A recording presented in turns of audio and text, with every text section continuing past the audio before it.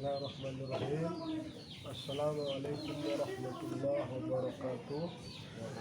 Alhamdulillahilladzi anzala alaina alkitab wa arsala ilaina an-nabiyyal mursal al-mab'us rahmatan lil alamin sayyidina maulana Muhammadan abduhu wa rasuluh la nabiyya ba'dah. Pembahasan kita kali ini yaitu kita lanjutkan mengenai hadis al-mu'allaq. Yang pertama yaitu ta'rifu, definisinya ya.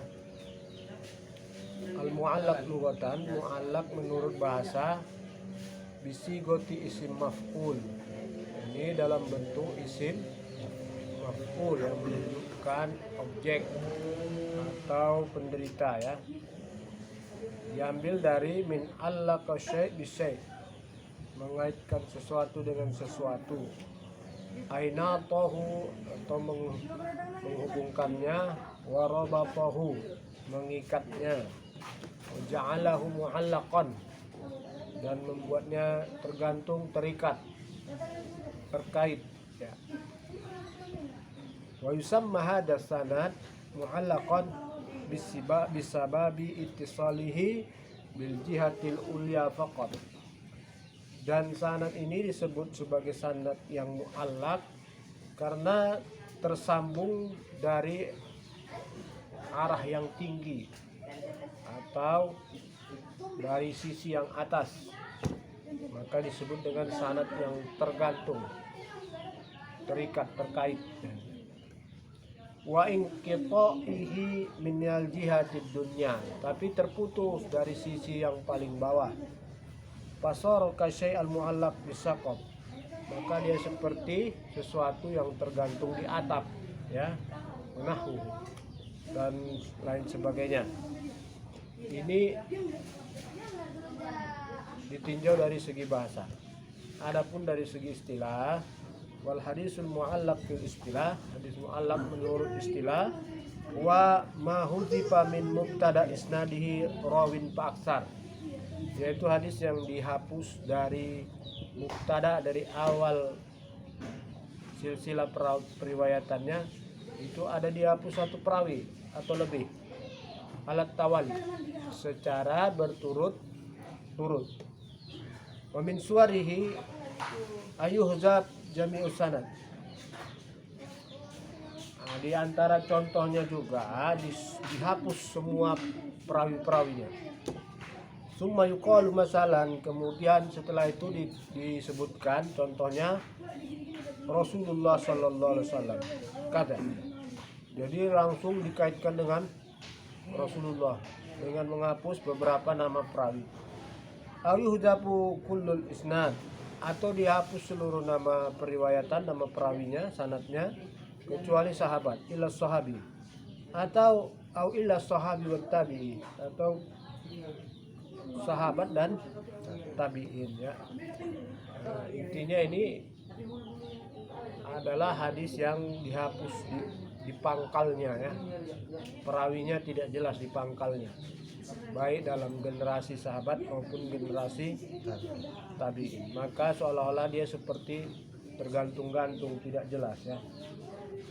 Misaluhu, contohnya, rawal Bukhari anil Majishun, Imam Al-Bukhari meriwayatkan dari Al-Majishun, an Abdullah bin al-Fadl, dari Abdullah bin Fadl, an Abi Salamah, dari Abi Salamah, an Abi Hurairah, dari Abi Hurairah, anin Nabi, dari Nabi sallallahu alaihi wasallam, bahwasanya Rasulullah sallallahu alaihi wasallam bersabda, la tufadilu bainal anbiya, jangan membeda-bedakan, melebih-lebihkan di antara para nabi. Fa innal Bukhari lam yudrik al-Majishun, jadi sesungguhnya Imam Bukhari tidak bertemu dengan al-Majishun. Kemudian yang kedua, ma akhrajahu al-Bukhari fi muqaddimah babu ma yudkaru fil fakhiz, ya, seperti hadis yang diriwayatkan oleh Imam Bukhari dalam pendahuluan mengenai bab, mengenai pembahasan mengenai paha di sini maksudnya ya batasan aurat mungkin ya. Waqala Abu Musa, di mana Abu Musa berkata, Ghaton Nabi sallallahu alaihi wasallam rukbataihi hina dakhala Utsman. Jadi Nabi menutup kedua lututnya ketika Utsman masuk. Nah, jadi ini hadis mengenai aurat.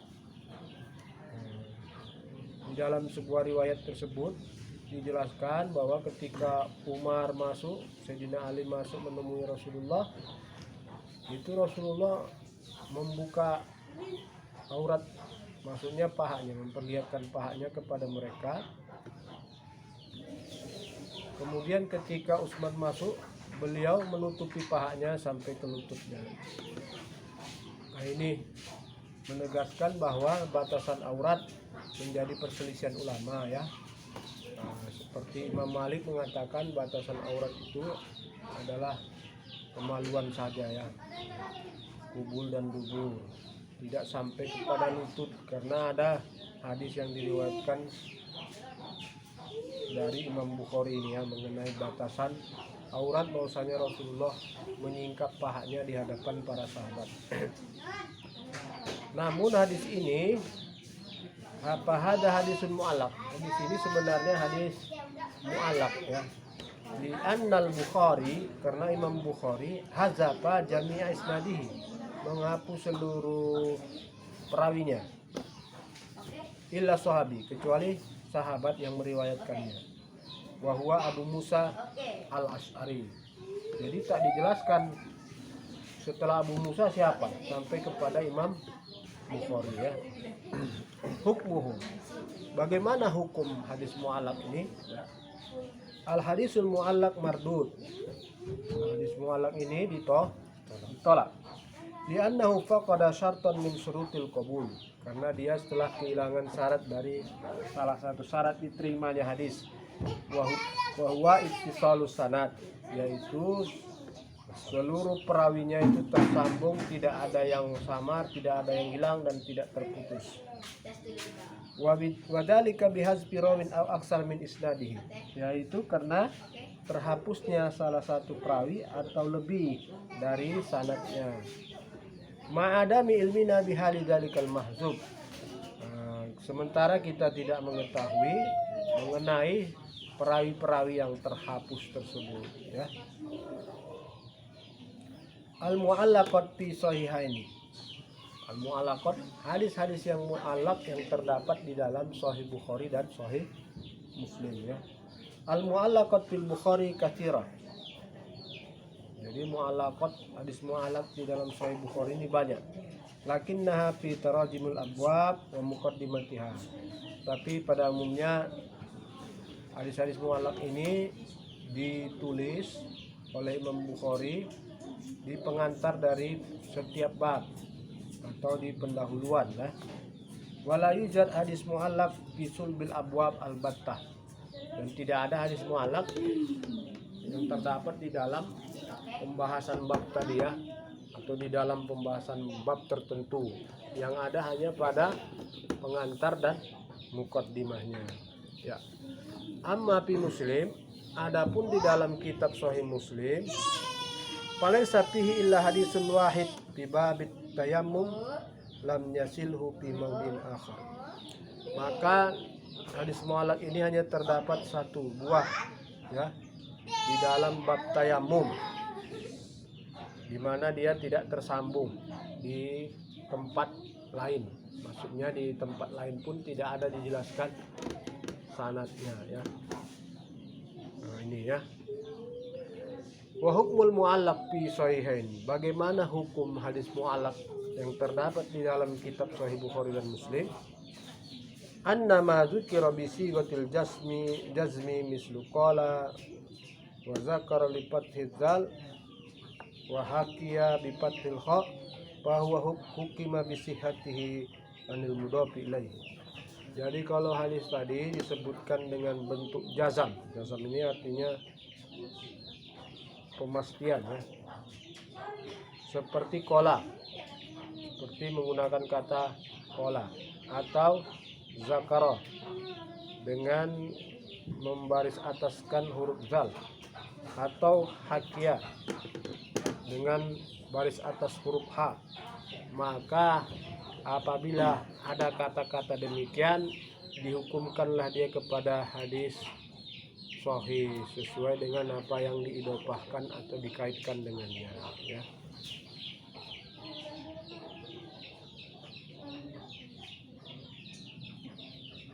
Wa ma dzukira bi sigatit tamrid mislu qala wa zakara wa hukiya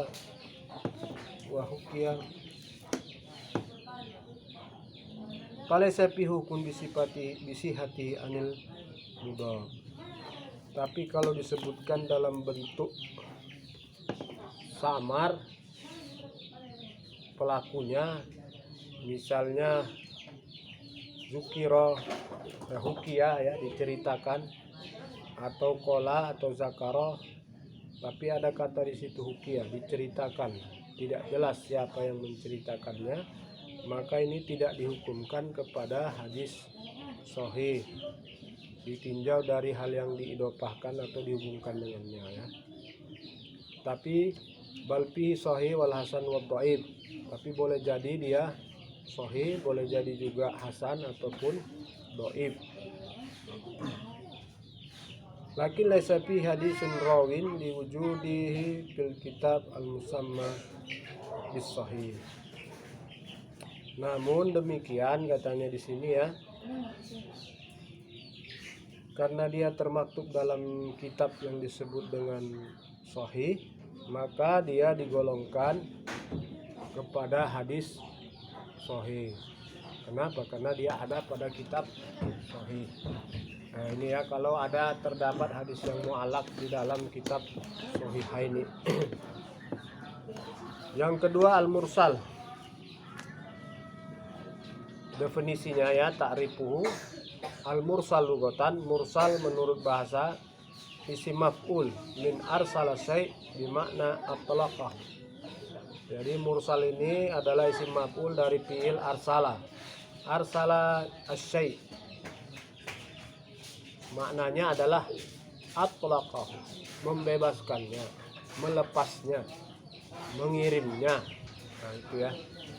Faka'annal mursil bikasrisin, seolah-olah yang membebaskan, yang melepaskan atau yang mengirim dengan mengkasrohkan huruf sin, atlaqal isnad walam yuqayyidhu birawin ma'ruf, membebaskan periwayatan tadi dan tidak mengikatnya atau mengaitkannya dengan satu perawi yang dikenal, maka disebut dengan mursal.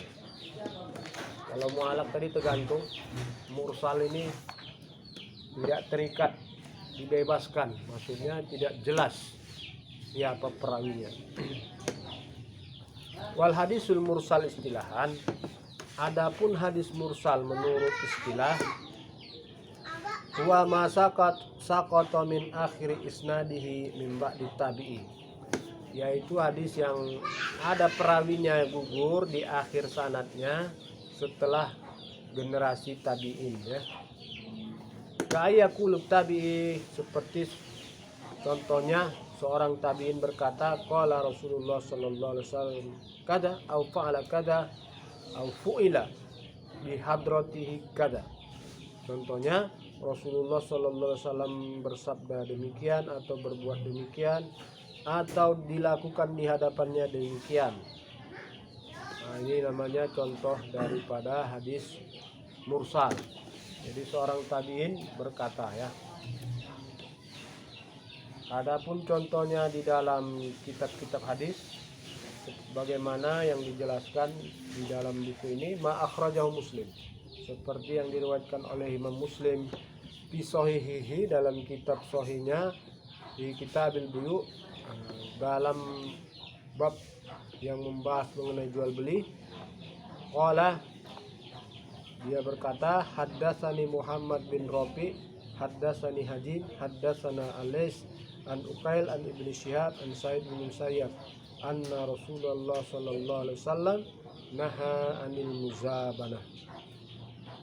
Jadi dia berkata bahwasanya Muhammad bin Rafi menceritakan kepadanya, begitu juga Hajin dan Alais dari Ukail dari Ibnu Syihab dari Said bin Musayyab.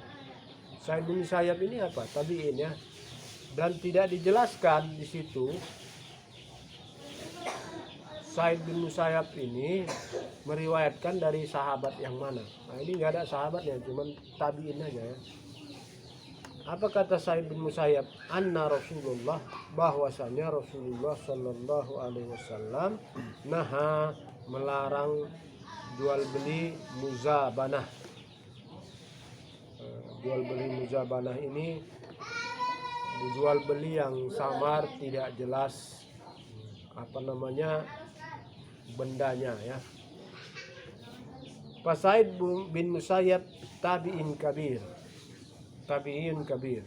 Said bin Musayyab ini adalah generasi tabi'in kabir yang tua ya, maksudnya banyak berjumpa dengan sahabat.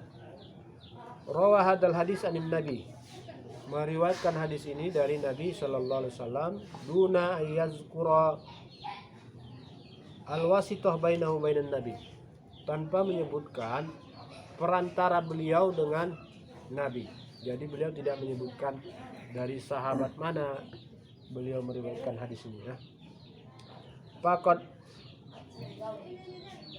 uskito min isnad hadil hadis akhiru, jadi telah digugurkan akhir dari sanad dari hadis ini ya.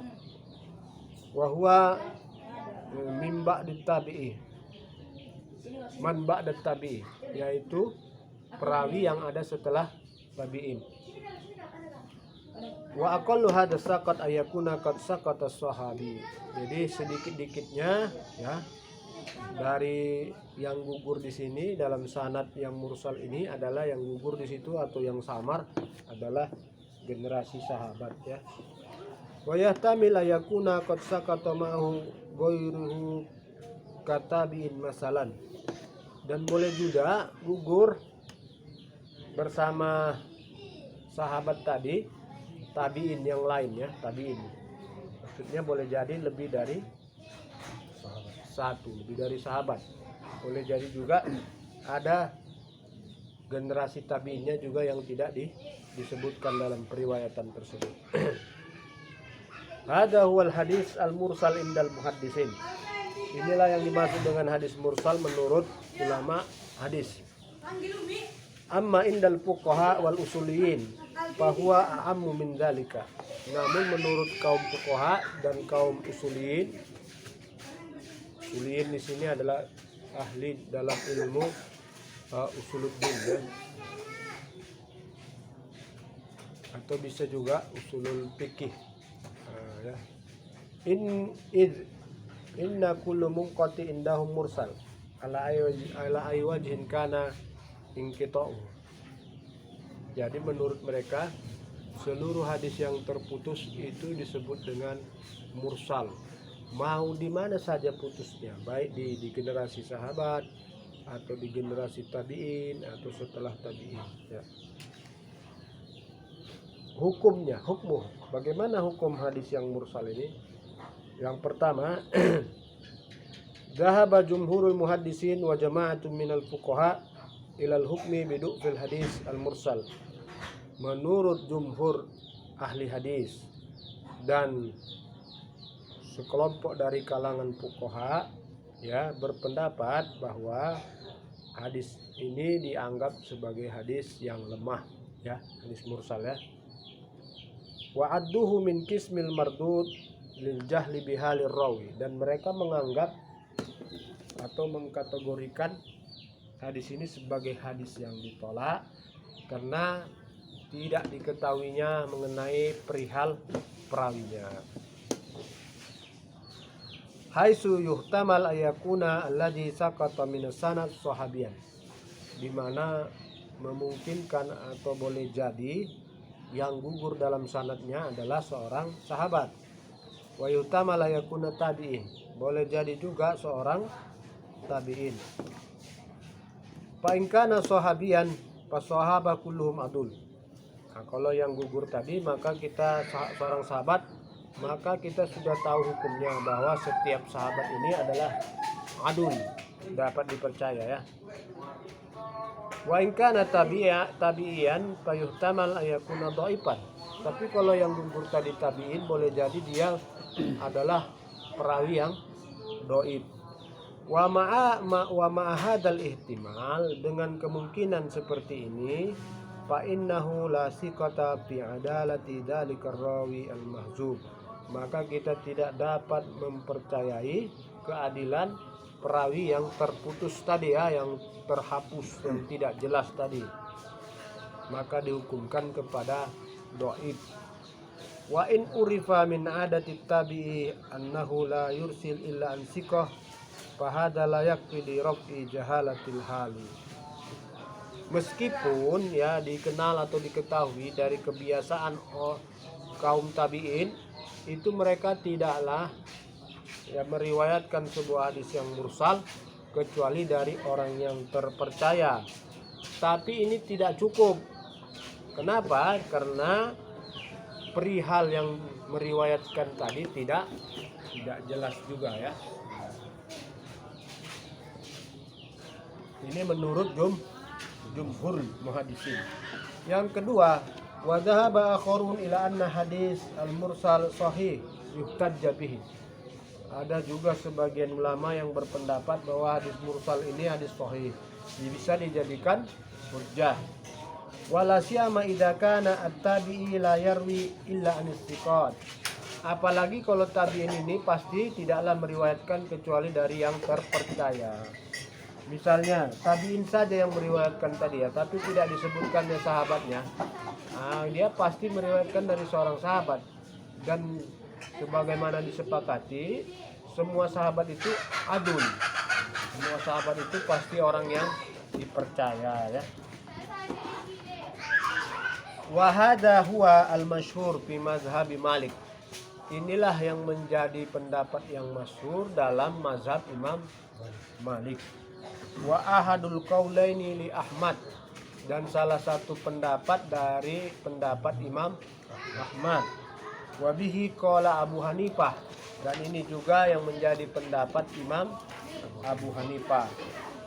Wa dhahaba Syafi'i ila anna marasil kibar at-tabi'in yu'khadhu biha idza warada al-hadis al-mursal min wajhin akhar walau mursalan aw i'tadada biqaulin sahabi. Sementara Imam Asy-Syafi'i rahimahullah berpendapat bahwa hadis-hadis mursal yang diriwayatkan oleh tabi'in yang sudah tua, senior, tabi'in senior ya, yu'khadhu biha, dapat dijadikan hujjah dan makbul apabila hadis mursal tersebut dikuatkan dari sisi lain, dari dengan hadis lain, meskipun hadis lain itu juga mursal, atau dikuatkan dengan perkataan sahabat. Nah, ini menurut Imam Asy-Syafi'i rahimahullah ya. Mursalus sahabi, bagaimana statusnya dengan hadis mursal yang diriwayatkan sahabat ya. Dhahaba jumhurul ulama minal muhaddisin wal usuliyin ila anna mursal as-sahabi sahih yuhtajju bihi wa huwa ma yukhbiru bihi sahabi an syai'in fa'alahu nabi sallallahu alaihi wasallam aw nahmu mimma yu'lam annahu lam yahduruhu li sugri sinnihi.